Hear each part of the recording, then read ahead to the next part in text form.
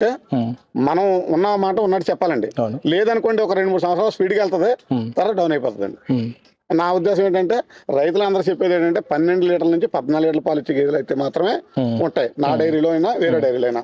ఇక్కడ ఇంకోటి జరుగుతుందండి, రైతులు నాకు ఫోన్ చేస్తున్నారండి యూట్యూబ్ చూసి, అన్న పాలు ఎన్ని ఇస్తాయన్నా మన దగ్గర గేదెలు అంటున్నారు, 12 నుంచి 14 ఇస్తాయండి అంటున్నాను. అయితే తర్వాత వేరే అతనికి ఫోన్ చేస్తున్నారండి, ఎక్కడున్న యూట్యూబ్లో ఇంకా వేరే ఉంటారు కదా ఆ డైరీకి ఫోన్ చేస్తున్నారు. అతను 16 నుంచి 20 చెప్తున్నాడండి, వాళ్ళని లైక్ చేస్తున్నారండి, తన దగ్గరికి వెళ్ళిపోతున్నారు. నేను 90 నుంచి 1,30,000 చెప్తున్నాను, వాడు 90 నుంచి 1,30,000 చెప్తున్నాడు. అతని దగ్గర 16 నుంచి 20 ఇస్తున్నాయి, మన దగ్గర 12-14 ఇస్తున్నాయి. అది మాటల్లోనే ఇస్తున్నాయి కదా. అయితే అక్కడికి వెళ్ళిపోతున్నారండి. వెళ్ళిపోయిన తర్వాత మోసపోయిన తర్వాత సంవత్సరం తర్వాత మాట మళ్ళీ రావాలంటే సంవత్సరం పడుతుంది రైతు రావాలంటే.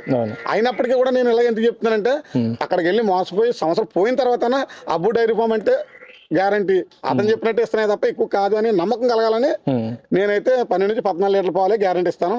16 అని